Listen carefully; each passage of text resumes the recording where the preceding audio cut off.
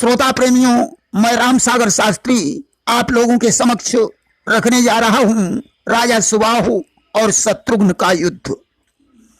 देखिए, जिस समय भगवान श्री राम ने गुरु वशिष्ठ की सम्मति से अश्वमेध यज्ञ किया और उनका दिग्विजयी घोड़ा चलते चलते चक्रांका नगरी में पहुंचा।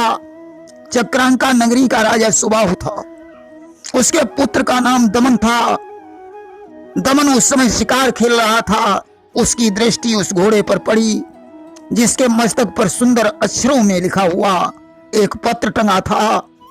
उसमें लिखा था कि श्री रामचंद्र सम्राट हुए, जग की जनता स्वीकार करे, जो कोई घोड़ा रोके वह रण में लड़ना स्वीकार करे।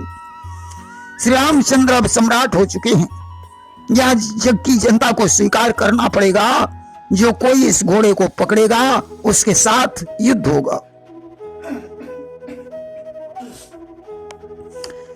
दमन ने जब उस पत्र को पढ़ा, विचार करने लगा कि अगर घोड़ा यूं ही चला गया तो हमारे पिताजी की वीरता का अपमान होगा।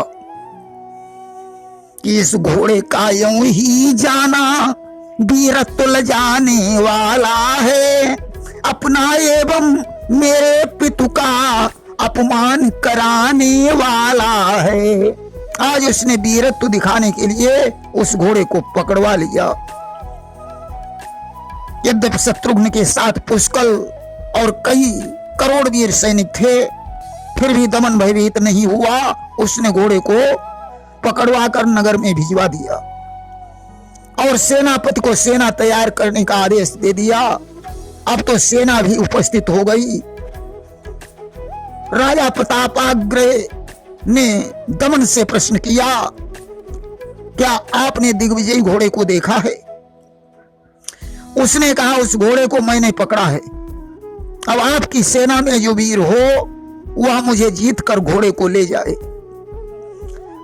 राजा प्रतापाग्र ने दमन से कहा, तुम अभी बालक हो, युद्ध करना कोई खेल नहीं है, इसलिए घोड़े को वापस कर दो।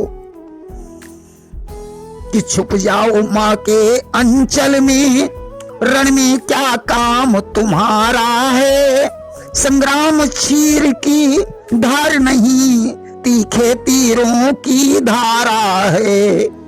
दमन ने कहा, मुझे बच्चा समझने की भूल मत करना, अगर वीरता देखना चाहते हो तो देखो।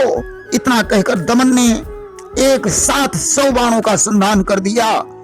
राजा प्रतापाग्र ने उसके बाणों को काट दिया। अब तो उसने 300 बाणों का संधान किया, जिन बाणों ने राजा प्रतापाग्र की छाती को छेद दिया। राजा लहूलुहान होकर गिर गए। होश आने पर उन्होंने अपना धनुष बाण उठाया और तीखे तीरों की बौछार कर दी। अब तो घोड़े और पैदल वाले सभी बाणों से बिंध गए। दमन ने क्रोधित होकर प्रतापाग्र पर तीखे बाण का प्रहार किया। जो बाण उनके सीने के भीतर घुस गया, वे पृथ्वी पर मूर्छित होकर गिर गए। सारथी ने उन्हें उठाया, रथ पर लिटाया और युद्ध भूमि से बाहर ले आया। अब तो सेना में हाहाकार मच गया। समस्त योद्धा भागकर शत्रुघ्न के पास पहुंचे। समाचार सुनकर शत्रुघ्न दमन के आगे आए। वहां उन्होंने अपने तमामों सैनिकों को घायल अवस्था में पड़े हुए देखा। उनकी आंखें क्रोध से लाल हो गईं। भरत के पुत्र पुष्कल ने कहा, बच्चे के साथ युद्ध करना आपको शोभा नहीं देता, लाओ इससे हम ही निपट लेते हैं। मुझे माता के चरणों की सौगंध है, अगर मैंने दमन का दमन न कर दिया तो मुझे भरत का पुत्र मत कहना। पुष्कल ने आज बहुत बड़ी सेना के सहित दमन का सामना किया। पुष्कल को देखकर दमन ने कानों तक धनुष की डोर को खींचकर बाण का संधान कर दिया। उसके बाणों से मनुष्य, हाथी, रथ, घोड़े आदि जमीन पर लौटने लगे। पुष्कल ने अग्निदेव का ध्यान करके अभिमंत्रित बाण धनुष पर रखा। ज्यों संधान किया, दमन की सेना अग्निज्वाल से दग्ध होने लगी। सेना भाग खड़ी हुई। दमन ने वरुणास्त्र का संधान करके आग बुझा दी। पुष्कल ने वरुणास्त्र को शांत करने के लिए वायव्यास्त्र का संधान किया। दमन ने पर्वतास्त्र छोड़ा, पुष्कल ने वज्रास्त्र छोड़ा, जिससे पर्वतों के टुकड़े टुकड़े हो गए। एक वज्र दमन की छाती पर गिरा और वह मूर्छित हो गया। दमन का सारथी उसे युद्ध भूमि से बाहर उठा लाया। युद्ध बंद हो गया। पुष्कल की जय जयकार होने लगी। राजा सुबाहु को जब इस बात का पता चला, वह रथ पर बैठकर युद्ध भूमि में आया। सुबाहु के भाई का नाम सुकेतु था, जो गदा युद्ध में प्रवीण था। उससे छोटे भाई का नाम विचित्र था, जो बहुत बलवान और धनुर्धर था।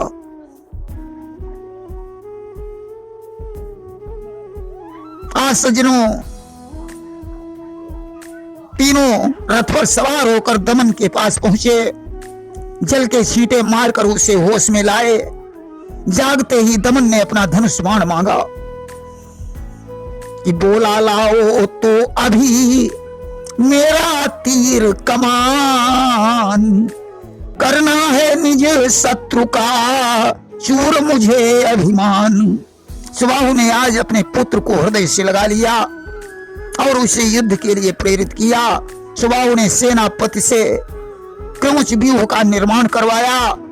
उसके मुख की तरफ सुकेतु और कंठ की तरफ चित्रांग को, पंखों की तरफ दमन और विचित्र को खड़ा किया। पूंछ की तरफ सुबाहु, मध्य भाग में शत्रुंगिणी सेना को खड़ा किया। व्यूह संपन्न होने पर शत्रुघ्न के मंत्री सुमति ने कहा, राजन, चक्रांका नगरी का राजा सुबाहु विष्णु भक्त है, जो ब्राह्मणों की बड़ी पूजा करता है। दमन उसी का पुत्र है। उसने क्रौच व्यूह का निर्माण किया है। इस व्यूह को तोड़ने की कला कौन जानता है? उस समय वीर लक्ष्मी निधि ने बीड़ा उठाया। रिपताप, नील रत्न, उग्रास्य, वीर मर्दन आदि वीरों को लेकर लक्ष्मी निधि ने प्रस्थान किया। लक्ष्मी निधि राजा जनक के पुत्र थे। उन्होंने जाकर कहा, घोड़े को छोड़ दो, अन्यथा तुम लोग मेरे हाथों से मारे जाओगे। अब तो सुकेत क्रोधित हो गया। उसने बाणों की वर्षा कर दी। लक्ष्मी निधि ने उसके बाणों को बेकार करके 6 बाण उसकी छाती पर मारे। उसने 20 बाण लक्ष्मी निधि की छाती पर मारे। लक्ष्मी निधि ने एक साथ अनेकों बाण संधान करके घोड़े और सारथी को मार डाला। सुकेतु का धनुष कट गया। सुकेतु गदा लेकर आगे बढ़ा। लक्ष्मी निधि के साथ गदा युद्ध हुआ। सुकेतु ने उनकी गदा छीन ली तो वह युद्ध होने लगा। लड़ते लड़ते दोनों वीर मूर्छित हो गए। चित्रांग ने शत्रुघ्न की सेना में प्रवेश किया। चित्रांग और पुष्कल का युद्ध हुआ। पुष्कल के भ्रामकास्त्र से उसका दिव्य रथ आकाश में चक्कर काटकर पृथ्वी पर गिरा। उसने भी पुष्कल के रथ को पक्षी की तरह आकाश में भ्रमण करवा दिया। जब पुष्कल के बाण से उसका रथ टूट गया, तब दूसरे रथ पर सवार हुआ। पुष्कल ने उसके 10 रथ इस प्रकार तोड़ डाले। उसने पुष्कल पर भाला चलाया। अब पुष्कल ने कालाग्नि के समान तेजस्वी बाण छोड़ा। उसने भी कालाग्नि के समान बाण छोड़ा। बाण ने बाण को काट दिया। कटे हुए बाण का अगला सिरा चित्रांग के गले में जा लगा और उसका मस्तक कट गया। अब पुष्कल ने व्यूह में प्रवेश किया। चित्रांग को प्राणहीन देखकर सुबाहु पुत्र शोक में डूब गया। विचित्र और दमन ने पिता को सांत्वना दी और युद्ध करने के लिए आगे बढ़े। दमन ने रिपताप का, विचित्र ने नील रत्न का सामना किया। सुबाहु शत्रुघ्न के साथ युद्ध करने लगे। शत्रुघ्न की रक्षा हेतु हनुमान जी आ गए। सुबाहु ने 10 बाण हनुमान की छाती पर मारे। हनुमान ने उसके बाणों के टुकड़े टुकड़े कर दिए। उन्होंने सुबाहु के रथ को पूंछ में लपेटकर आकाश में फेंक दिया। वह आकाश में ही ठहर गया। हनुमान ने एक लात मारकर उसे जमीन में गिरा दिया। अब तो रक्त भवन होने लगा। अब तो उसे अयोध्या का दृश्य दिखाई देने लगा। चेतना आने पर वह शत्रुघ्न के पास पहुंचा युद्ध करने वाले वीरों को रोक दिया। दमन से कहा, तुमने भगवान राम के घोड़े को पकड़कर बहुत बुरा किया है। राम साक्षात ब्रह्म हैं। अष्टांग मुनि के श्राप से मेरा ज्ञान नष्ट हो गया था। एक दिन मैं तत्व ज्ञान की इच्छा से अष्टांग मुनि की सेवा में गया। अष्टांग मुनि ने कहा, अयोध्या के स्वामी रामचंद्र परम ब्रह्म हैं, सीता चिन्मयी शक्ति हैं, वही राम नारायण हैं। उनकी उपासना करने से संसार सागर से मुक्त हो जाओगे। मैंने हंसकर कहा, राम तो साधारण मनुष्य हैं। मुनि ने मुझे श्राप दे दिया कि तेरा तत्व ज्ञान नष्ट हो जाए। दयावश उन्होंने मुझसे कहा कि जब तुम राम की यज्ञ में विघ्न डालोगे तो हनुमान जी के चरण प्रहार से तुम्हें राम के स्वरूप का ज्ञान हो जाएगा। अब मैं धन वस्त्र राज्य राम को समर्पित कर दूंगा और उनके दर्शन करके कृतार्थ हो जाऊंगा। आज घोड़े को वापस करवा दिया, जाकर शत्रुघ्न का किंकर बन गया। हनुमान से भी क्षमा मांगी। मरे हुए लोगों का दाह संस्कार हुआ। सुबाहु भगवान राम के घोड़े के साथ गया। प्रेम से बोलिए वृंदावन बिहारी लाल की जय।